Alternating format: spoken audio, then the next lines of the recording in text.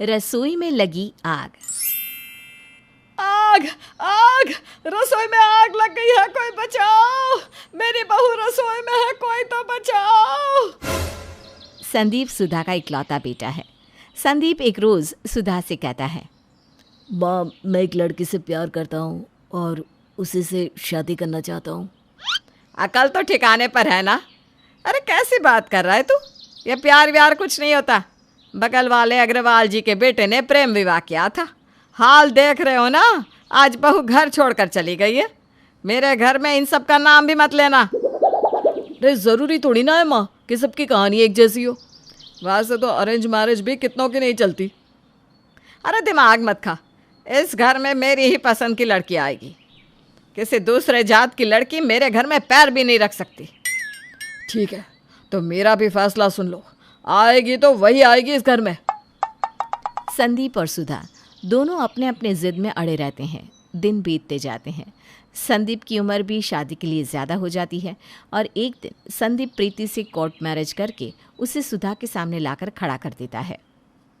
माँ, यह है तुम्हारी बहू और मेरी पत्नी प्रीति। ये तेरी पत्नी होगी, लेकिन इस घर की बहू कभी नहीं बन सकती। जिस तरह से लाए हो उसी तरह से इसे वापस भेज दो। तभी प्रीति कहती है, मम्मी जी, ज़्यादा होशियारी अगर की ना आपने तो पूरे घर के साथ जेल की चक्की पीसती नजर आएंगी। फिर दिखाइएगा ये अकड़ जेल में। सुधा डर जाती है और मन में सोचती है, अगर इस आवारा लड़की ने केस कर दिया तो हम तो कहीं के नहीं रहेंगे। स्नेहा की शादी कैसे होगी? मुझे इस लड़की को अपने घर में आने ही देना पड़ेगा। सुधा प्रीति को आशीर्वाद देती है और प्रीति बहू के रूप में सुधा के घर आ जाती है। अगले दिन प्रीति खाना बनाती है और सब बहुत ही शौक से उसका बनाया खाना खाते हैं। बहू, खाना तो बहुत टेस्टी बना है। होटल जाने की ज़रूरत नहीं पड़ेगी अब संदीप को। हाँ पापा, भले ही भाभी अपनी जात की नहीं है, लेकिन उन्हें अपने तौर तरीके सब पता है। वैसे खाना ना बहुत अच्छा बना है। एक दिन मैं भी अपनी कुछ सहेलियों को घर बुलवाऊंगी। उन्हें भी भैया की शादी की पार्टी चाहिए। हाँ हाँ दीदी, क्यों नहीं, जब बोलोगी मैं खाना तैयार कर दूंगी। सुधा प्रीति को मुंह दिखाए के साथ साथ पहली रसोई का नेक भी देती है। दिन बीतने लगते हैं। सुधा और प्रीति में सब अच्छा चलता है। सुधा कहीं भी प्रीति के बिना नहीं जाती और प्रीति भी सुधा से पूछे बिना कुछ नहीं करती। एक रोज़ संदीप सुरेश से कहता है, पापा, एक वक्त ऐसा था कि दोनों सास बहू एक दूसरे का मुंह देखना पसंद नहीं करती थी, और आज एक वक्त यह है कि दोनों एक दूसरे के बिना कहीं जाती ही नहीं। एक दिन स्नेहा को देखने लड़के वाले आते हैं। प्रीति पूरे घर को अच्छे से सजाती है, खाना पीना सब बनाती है।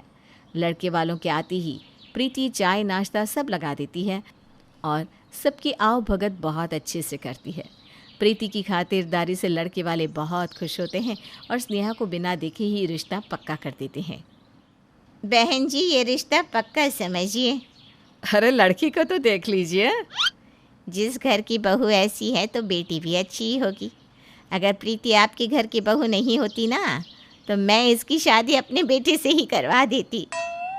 ये सब स्नेहा सुन लेती है और तैयार हुई स्नेहा अपने कमरे में ही रह जाती है। विपुल और स्नेहा का रिश्ता तय हो जाता है। लड़के वालों के जाने के बाद सब थक जाते हैं। तब प्रीति कहती है, मैं सबके लिए चाय बनाती हूँ, 2 मिनट में ही सब फ्रेश फील करने लगेंगे। मेरे लिए कुछ बनाने की ज़रूरत नहीं है भाभी, ये ड्रामा कहीं और दिखाना। गुस्से में स्नेहा अपने कमरे में चली जाती है। प्रीति रसोई में चाय बना रही थी, तभी अचानक उसके पल्लू में आग लग जाती है। बचाओ बचाओ, आग आग। प्रीति की आवाज़ सुनकर सब रसोई में भागते हैं।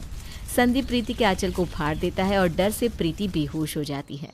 थोड़ी देर बाद प्रीति को जब होश आता है तब वो कहती है, मुझे ऐसा लगा किसी ने मेरे पल्लू में आग लगाई।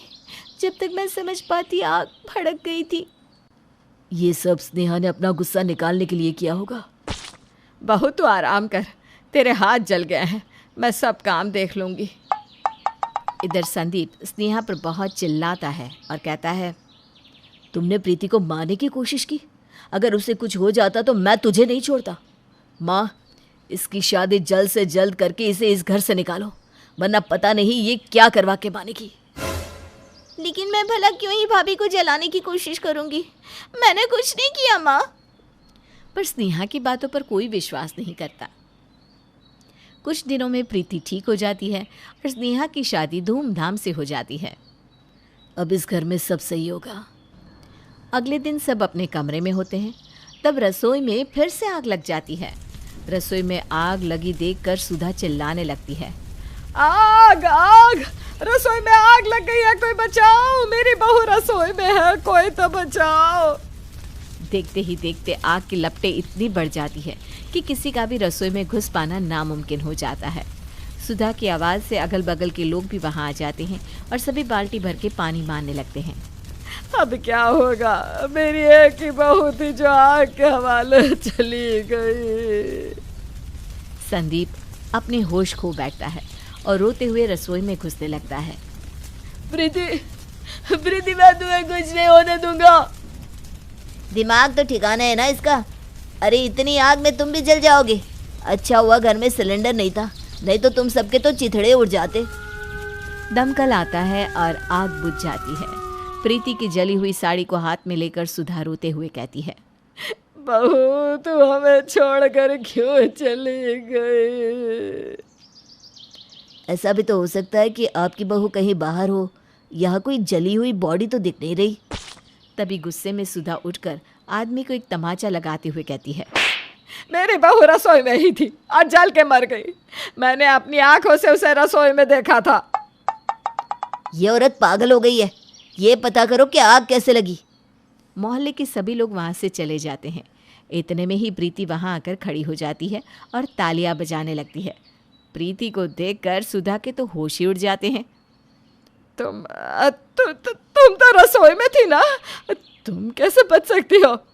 मम्मी जी, आपने बखूबी साजिश की मुझे मारने की, लेकिन मैं बच गई। ये क्या कह रही हो तुम? माँ तो तुम्हें कितना मानती है।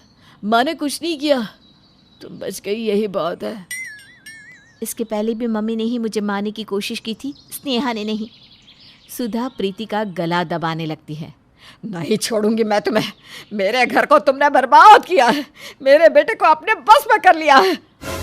संदीप सुधा को प्रीति से दूर करता है। माँ, ये क्या कर रही हो तुम? मैंने सोचा था इसके मरते ही सब सही हो जाएगा। इतने दिनों से मैं इसे तुम्हारे कारण झेल रही थी। मैंने देखा कि प्रीति रसोई में सफाई कर रही है, तभी मैंने दहलीज पर पेट्रोल डालकर आग लगा दी। इतने दिनों से एक्टिंग कर करके थक गई थी मैं। प्रीति मर भी जाती और मेरी एक्टिंग के कारण किसी को मुझ पर शक भी नहीं होता। शक तो मुझे आप पर उसी वक्त हो गया था जब मैं पहली बार जली थी, और तब से मैं आप पर नज़र रख रही हूँ। आपने जैसे ही आज मुझे रसोई में देखा और मुस्कुराई, मैं समझ गई थी कि कुछ करने वाली हैं आप। मैं तुरंत ही वहाँ पर अपनी एक साड़ी रखकर निकल गई। माँ, तुम इतना गिर जाओगी, मैंने सोचा नहीं था। अब मैं यहाँ 1 मिनट भी नहीं रहूँगा। आपको आपकी ये सोसाइटी और जात मुबारक हो। संदीप और प्रीति सुधा के घर को छोड़कर निकल जाते हैं और सुधा रोती बिलखती रह जाती है।